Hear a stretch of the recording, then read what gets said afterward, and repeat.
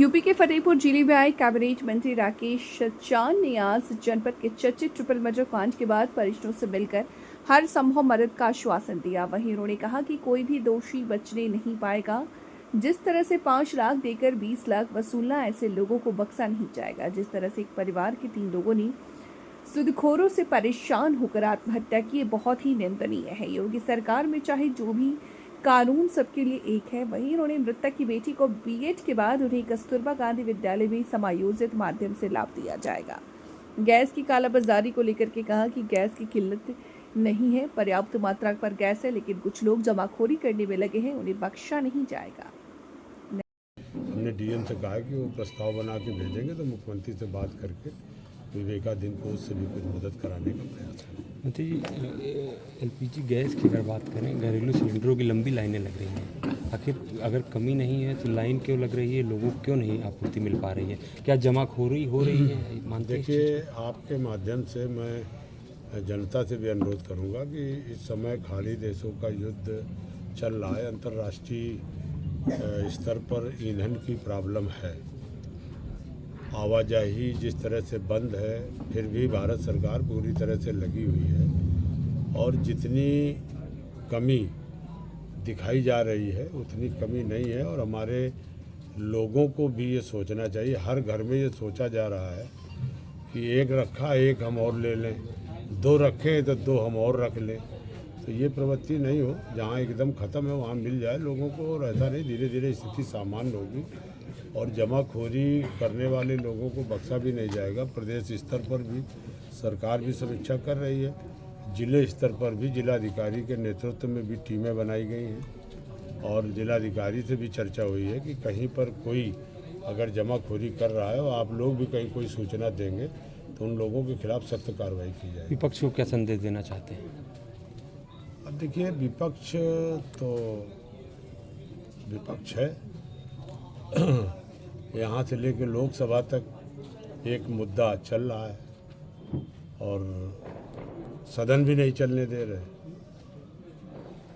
कल मैं दिल्ली में था, तो जिस तरह से पार्लियामेंट के सदन बाधित हो रहे हैं, तो निश्चित तौर पर यह दिक्कत केवल भारत में ही नहीं है, पूरे दुनिया के तमाम देशों में है।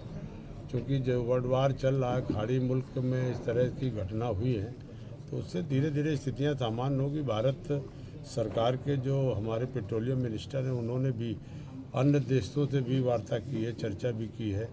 कच्चे तेल की बात है तो रूस हो, अन्य जो हमारे देश हैं उस रास्ते पर भी अभी ईरान के मंत्रालय में भी बात करके हमारे विदेश मंत्री ने बात की है और शायद हमें लगता है 1-2 दिन में मामला सॉर्ट आउट हो जाएगा। क्योंकि भारत तो गुटनिरपेक्ष देश है, किसी के साथ तो है नहीं। अब ये युद्ध जो अमेरिका और तमाम मुल्कों के बीच में चल रहा है, तो भारत तो शांति की अपेक्षा रखता है, शांति की अपील करता है और हम लोग चाहते भी हैं कि युद्ध से हल नहीं, बातचीत से सारे हल निकलते हैं। ठीक, सांत्वना दिया और उन्होंने क्या बताया है? थोड़ा नीचे रखो।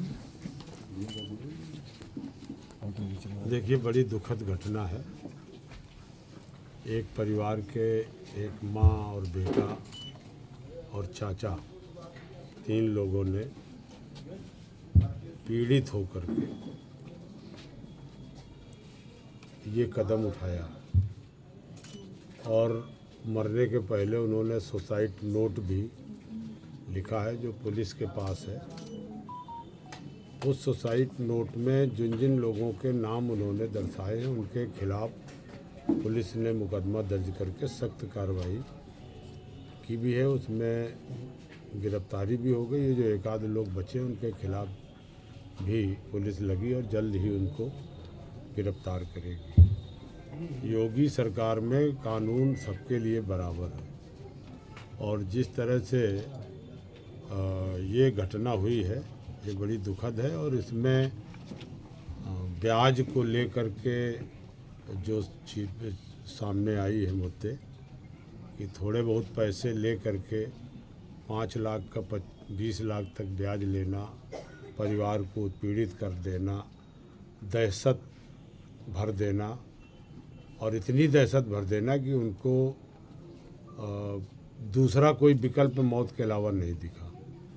तो ऐसे जो लोग हैं उनके खिलाफ सख्त कार्रवाई होगी और तमाम कानून के चलते जो भी धाराएं और भी बन सकती हैं उस पर भी कार्रवाई होगी। और योगी जी की सरकार पूरी तरह से पीड़ित परिवार के साथ है और तमाम सारी योजनाओं का लाभ दे करके उनकी बेटी और दामाद और उनके पिता बचे हैं। बेटी बीएड कर चुकी है और अभी बीएड शिक्षा को देखते हुए हमने डीएम साहब से कहा है, डीएम महोदय से, कि अभी कस्तूरबा गांधी जो विद्यालय की योजना हमारे ज़िले स्तर पर है उस पर हम लोग उसको समायोजित करने का प्रयास कराएंगे। और उनका जो बच्चा है छोटा, उसमें भी जो हमारी योजना है जिसमें हम लोग अनाथ बच्चों को लेते हैं, उस योजना में भी उसको हम लोग ले करके सरकार की मदद से उसको पढ़ाई लिखाई का जो भी खर्चा है वो, आयुष्मान भारत की योजना, जो भी हमारे और भी योजनाओं से मदद हो सकती है वो भी। और उन्होंने एक मांग की है कुछ आर्थिक